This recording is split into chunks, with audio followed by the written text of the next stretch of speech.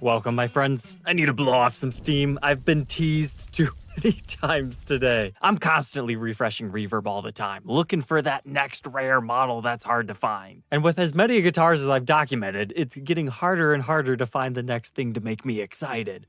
But today, not one, not two, but three amazing models get listed, only for them to not be what I'm after. The first one that made my heart jump is, yes, a 1984 Super Custom! And it's reasonably priced at $8,000. It's got a great top to it. If you don't know the story behind these, the original Super Customs of late 79 into 1980, of which I own the first one ever made, they were so popular, in 1984 there was a special second run made as a Japan limited exclusive. I'm not sure if it was a dealer run or something like that, but finding these is a little bit tricky. They're not as desirable as the original Super Customs, and there are some spec differentiations. We've actually documented one of these in the past, but I've been waiting, hoping and praying to find one that does not have a headstock repair.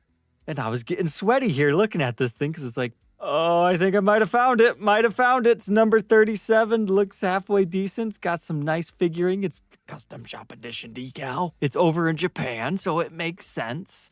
And then we get to the detailed shots. Okay, somebody misdrilled the screw here. Not a big deal. Bridge is also upside down. But then no! Why have they all broken? I don't get it. They're three-piece maple necks. They should be stronger than that. So sadly, the hunt continues. But looking at the rest of this listing, what have they done here?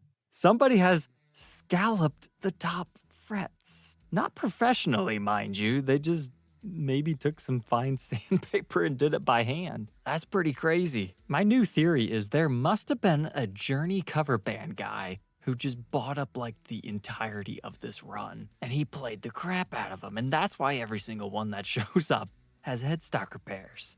That's gotta be the only reasoning. But the thing that makes Super Customs cool outside of the Super 400 inlays is the fact that it's built like a V Les Paul. So it's got the maple back veneer as well as on the edges. It's still the mahogany core. It's not a straight up maple body. But if you're a big Journey fan, the Les Paul limited edition from 84 is a cool.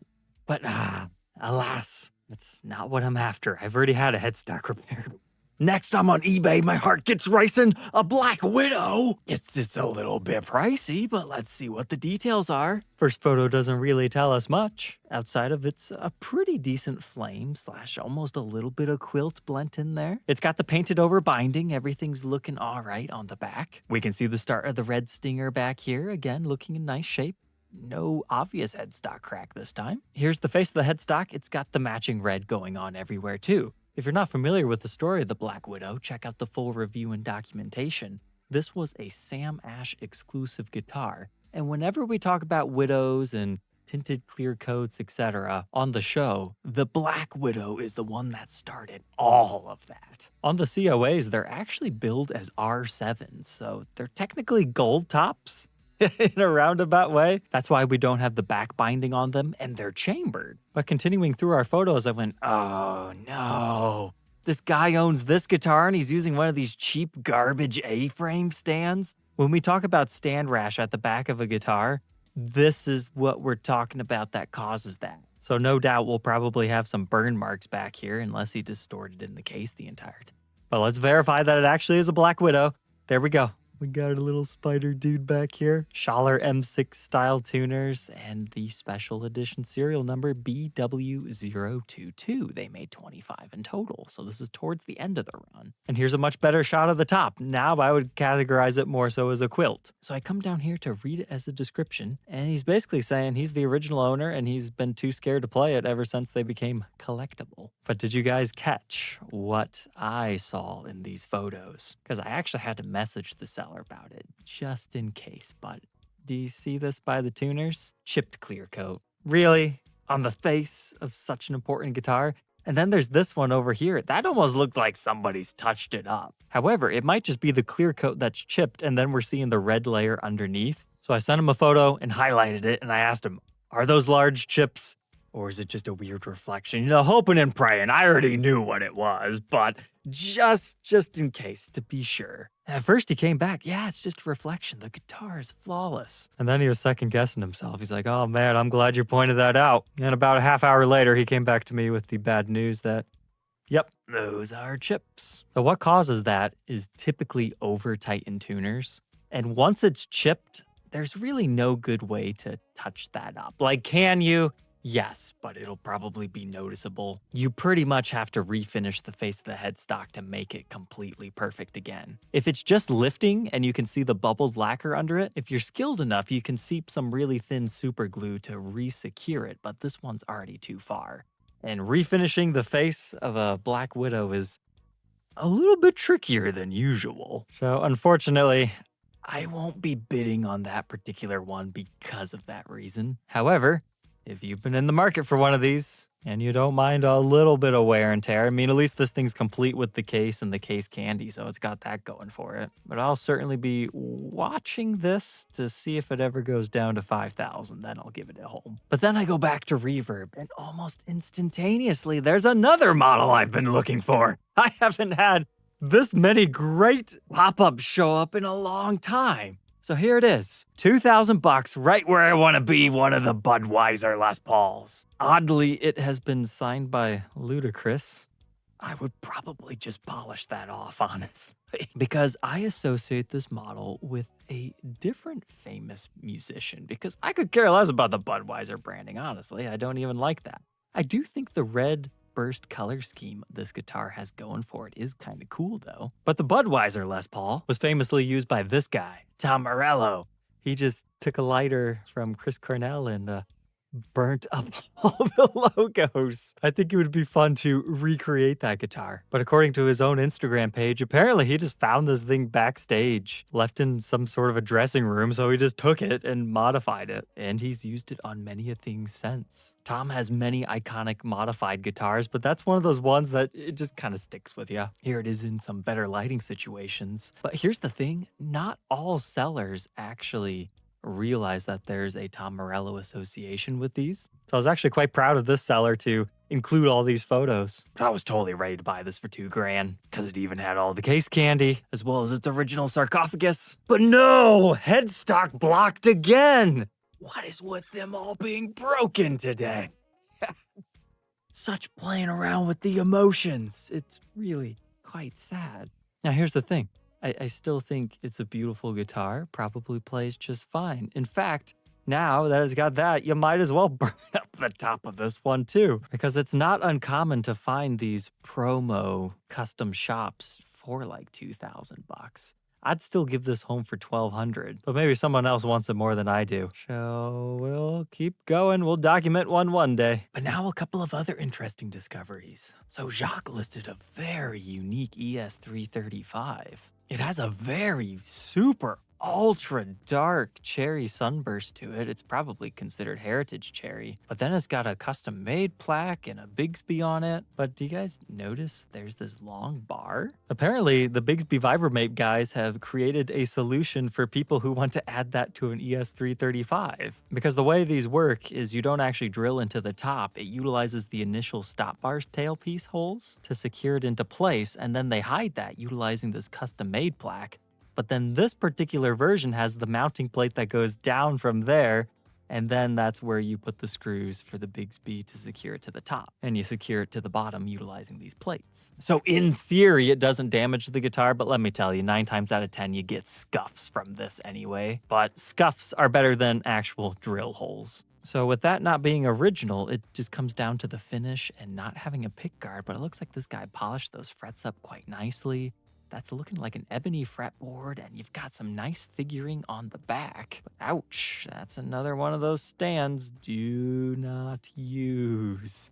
You're gonna burn the guitar. Then I got to the face of the headstock. I was halfway expecting something fancier than just your regular stuff. Then I got to the back of the headstock, and I was like, what?